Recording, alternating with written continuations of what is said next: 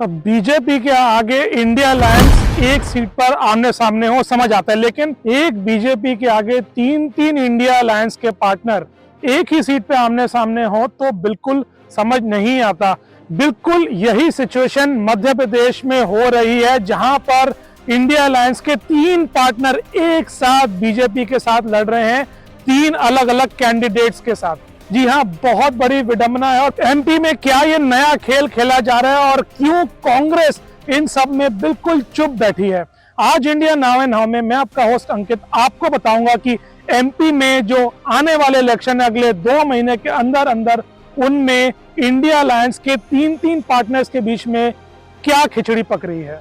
हम इससे पहले आगे बढ़े, आप हमें बताइए आपको क्या लगता है कि आने वाले एमपी के स्टेट चुनाव कौन जीतेगा, बीजेपी या इंडिया अलायंस? हमें आप कमेंट सेक्शन में लिख के जरूर बताएं। एमपी के इलेक्शन अब सर पर हैं, अक्टूबर एंड या नवंबर में होंगे 230 सीटों पर इलेक्शन। शिवराज चौहान जो 20 सालों से उस स्टेट पर राज कर रहे हैं, उनको इस बार बहुत तगड़ी और फाइट मिलने वाली है कमलनाथ की कांग्रेस पार्टी से। ये बाइपोलर कॉन्टेस्ट है, यानी दो पार्टीज का कॉन्टेस्ट है, क्योंकि बीजेपी और कांग्रेस के अलावा और किसी पार्टी को कभी भी 3-4% से ज्यादा सीट्स या वोट्स नहीं मिलते।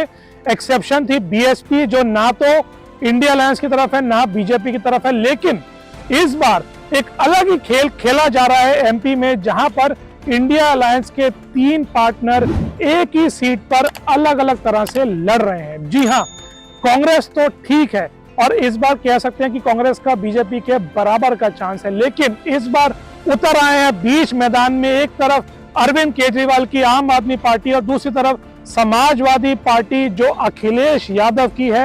अरविंद केजरीवाल ने ऑलरेडी ग्वालियर, सतना और रेवा में अपनी रैलीज कर ली हैं और अखिलेश यादव ने 27 तारीख को रेवा में ही रैली करनी है और अगले दिन खजुराहो में उनके एक रैली का प्लान है। जनरली ये वो रीजन्स हैं जहां पर कांग्रेस और बीजेपी के अलावा बीएसपी के पास भी होल्ड था। एक टाइम पे बीएसपी के काफी अच्छे नंबर्स आते थे। ये वो इलाके हैं जो है चंबल, विंध्या और बुंदेलखंड।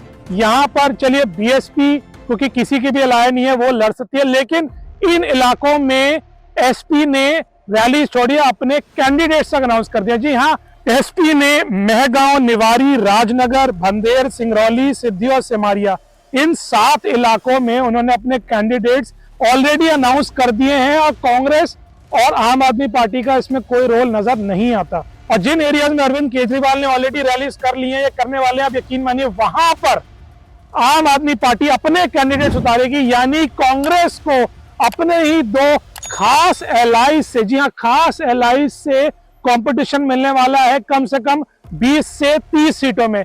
ये बहुत बड़ा झटका कांग्रेस को मिलने वाला है, क्योंकि कांग्रेस को पता है पिछली बार उनकी और बीजेपी की लगभग 40% वोट शेयर आया था, बराबर आया था। और अगर इस बार आम आदमी पार्टी और एसपी सेम सीट से लड़ते हैं तो कांग्रेस को इसको बहुत ज्यादा नुकसान मिलने वाला है। बनती बाजी जो नजर आ रही है इंडिया अलायंस के एक अम्ब्रेला के अंदर, वो वहीं के वहीं ध्वस्त होती नजर आने लगी है।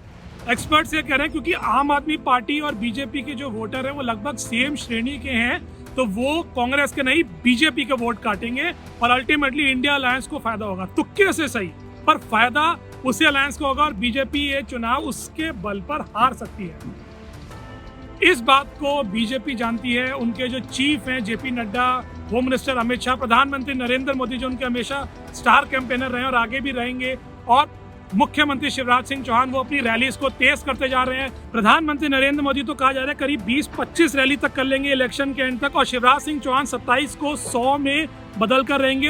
कांग्रेस से ज्यादा रैली करेंगे, जिससे वो ये साबित कर देंगे कि जो ज्यादा दिखेगा वो ज्यादा दिखेगा।